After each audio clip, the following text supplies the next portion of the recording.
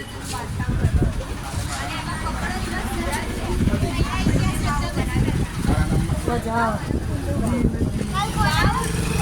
વાવની જે જગ્યા હોવી જોઈએ ને એક આદર્શ જગ્યા હોવી જોઈએ, કારણ કે વાવ એ મોટે ભાગે આવનાર પ્રવાસીઓ અને જે લોકો હોય એમના માટે વાવ બનાવવામાં આવે છે. આ જે વાવ છે 32 કોઠાની વાવ છે, કારણ એના 32 કોઠાની વાવ એટલે કહેવામાં આવે છે કારણ કે એમાં 32 કોઠા હતા, પરંતુ અત્યારે ખાલી એક જ કોઠો હયાત છે. અને આ વાવનો ઘણો ખરો ભાગ હતો એ ભાગી પડ્યો હતો, પરંતુ